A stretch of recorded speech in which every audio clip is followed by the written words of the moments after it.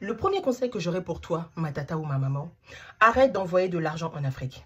5 conseils que je donnerais à mes mamans et à mes tatas pour bien vivre ou mieux vivre leur quarantaine et cinquantaine. Vous voyez, 45 ans, 48 ans, par là, montez.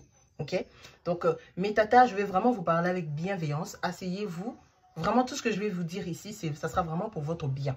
Pas autre chose.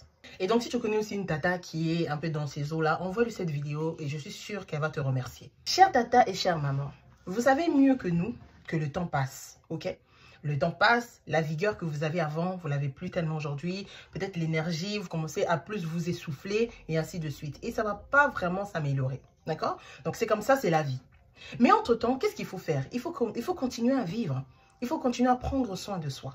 D'accord? Maintenant, si vous continuez à faire des erreurs que vous faisiez avant, à vous encombrer avec les histoires que vous faisiez avant, qui tuent votre santé, qui tuent votre santé mentale, votre santé physique, et qui ne préparent même pas votre avenir, vous risquerez de vous réveiller à 60 ans et vous dire « Ah ouais, mince, qu'est-ce que j'ai fait de ma vie ?» Vous réveiller à 70 ans et dire « Ah ouais, mais j'aurais dû faire ça, j'aurais dû faire ça. » Donc, ma tata, assis-toi, je vais tout t'expliquer.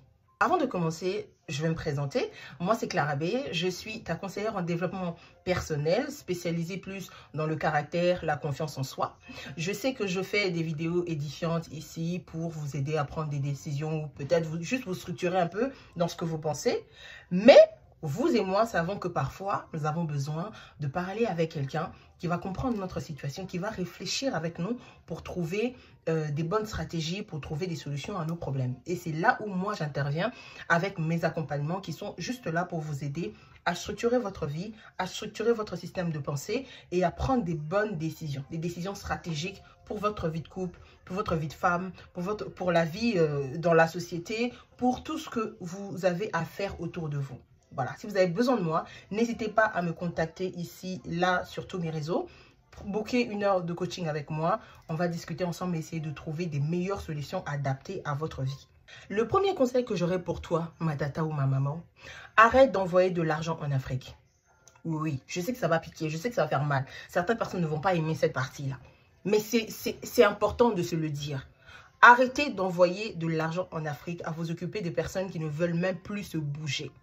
Parce qu'en fait, ce n'est pas de la méchanceté, c'est du bon sens. Tu ne peux pas pendant 10 ans, 15 ans, 20 ans t'occuper des mêmes personnes. Des personnes qui ont toujours des histoires, qui ont toujours des problèmes. Il y aura toujours un décès quelque part. Il y aura toujours une personne qui s'est connue par la moto. Il y aura toujours une personne qui a un ceci, qui a un cela et ainsi de suite. Mais à quel moment, en fait, ces personnes-là vont se prendre en charge? Ou bien tu veux t'occuper d'eux éternellement? Non, cette dette morale que tu as, non, mais les bananes cassées, il faut que je m'occupe d'eux. Ma tata, il faut te libérer de ça. Parce qu'il y a aussi une notion que tu oublies par moment. L'ingratitude. Est-ce que tu connais l'ingratitude? Oui, je pense que tu connais l'ingratitude. Parce que, figure-toi, les mêmes personnes, tu auras beau les aider, les soutenir pendant 10, 15, 20 ans. La seule fois où tu vas manquer à l'appel, ces personnes vont oublier tout ce que tu as eu à faire jusqu'à maintenant. Te traiter de tout. Ah, mais les miettes là qu'elle a toujours l'habitude d'envoyer, franchement, elle prend pour qui? Est-ce que si elle n'envoie pas, nous, on ne va pas vivre? Justement. Si tu arrêtes d'envoyer, ces personnes-là vont continuer à vivre. Ou bien tu n'as pas entendu les histoires d'une grande sœur qui a aidé toute sa famille pendant toute sa vie, a aidé tout le monde, tout le monde, tout le monde. Le jour où elle est décédée, les mêmes cousins, frères, sœurs, tata que cette personne a aidé ont commencé à maltraiter ses enfants. Ou bien tu n'as pas vécu ce genre d'histoire-là. Ma tata, ce n'est pas de la méchanceté, c'est du bon sens. Et à un moment donné, il faudrait que tu commences à regarder un peu vers toi-même et te dire... Pendant les derniers temps qui me restent à vivre, comment est-ce que je me structure? Donc, je coupe toutes les dépenses, tous les va-et-vient inutiles. Deuxième chose, ma tata, tu dois diminuer tes heures de travail. Oui, oui, oui, je sais que tu fais partie de la génération de mon premier mari, c'est mon travail. Je sais que tu es tellement attachée à ce travail-là. Mais ma tata, est-ce que tu t'es rendu compte que tu ne rajeunis pas? Oui, le temps passe. Quand est-ce que tu vas commencer à bien vivre, à vivre une meilleure vie? Quand est-ce que tu vas commencer à prendre soin de tes enfants? Quand est-ce que tu vas commencer à profiter de tes enfants, à faire des petites balades, à faire des voyages, à fréquenter des endroits que jamais tu aurais pu fréquenter avec tout le travail que tu fais? Il y a des tatas ici, vous faites 1, 2, 3, 4 boulots. Pourquoi? Pourquoi? Pour subvenir aux besoins des gens qui n'en ont même pas. Ils te disent qu'ils ont besoin, mais en vrai, ils n'ont pas besoin. Parce que si tu arrêtes d'envoyer, si tu arrêtes de leur donner l'argent que tu donnes là, ils ne vont pas s'arrêter de vivre. Et à un moment donné, il faut que tu diminues tes heures de travail pour augmenter en fait ta qualité de vie. Voilà. fréquenter un peu des endroits chics, hein? Aller à l'opéra, ma tata. Est-ce que tu as déjà fréquenté l'opéra? Est-ce que tu sais ce que c'est l'opéra?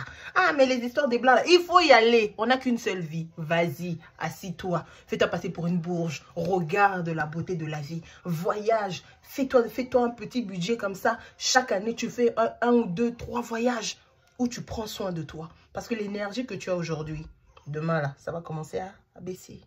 Troisième chose, ma tata. Tu dois demander une augmentation de salaire à ton employeur. Oui. Parce que tata, franchement, ça va pas là. Ça va pas.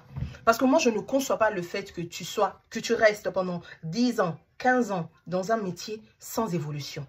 Sans évolution de salaire. Parce que tu es là, tu dis, ah, mais c'est comme ça, c'est toujours mon travail.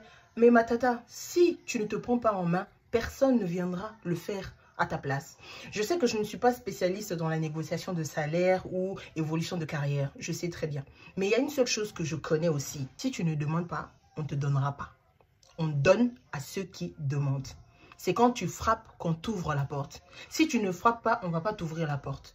Et à un moment donné, tu dois prendre ton courage à deux mains et te dire, ok, je dois planifier mon augmentation, ma demande d'augmentation. Peut-être consulte un spécialiste comme ça dans la négociation de salaire et voir comment est-ce que je peux demander une augmentation parce que je travaille très bien, je suis toujours là à l'heure, je fais les choses bien comme il faut, ils ont besoin de moi. Donc, je suppose pour moi que là, je suis arrivée à un stade où il me faut une augmentation de salaire. C'est ton droit. Parce que j'ai pas envie de commencer à diviser un peu dans les races, mais on se connaît, hein, nos tatas femmes de chambre, nos tatas qui travaillent dans des travaux, qui font certains travaux, on se connaît très bien. Dans le même poste que vous êtes là, il y a votre amie Corinne. Corinne, elle a commencé comme vous, femme de chambre. Et aujourd'hui, Corinne, elle est quoi? Corinne, elle est quoi? Non seulement elle a augmenté de statut, et puis si tu regardes bien le salaire de Corinne, Corinne, elle a un salaire beaucoup plus mieux que toi. Pourquoi? Parce qu'elle, elle sait comment se valoriser. Elle sait comment demander. Oui, elle demande et on lui donne. Quatrième chose, toujours dans le même élan, ma tata, tu dois demander à ton employeur de financer ta formation. Oui, tu dois te former soit à un nouveau métier, soit à une évolution de carrière. Parce que tu ne peux pas être femme de chambre toute ta vie. Il y a un moment donné, au bout de 5 ans par exemple, tu dois commencer à travailler sur ton évolution de carrière. Pour devenir, ok, aujourd'hui, je suis peut-être femme de chambre, je suis peut-être, voilà, auxiliaire de vie, tout ça.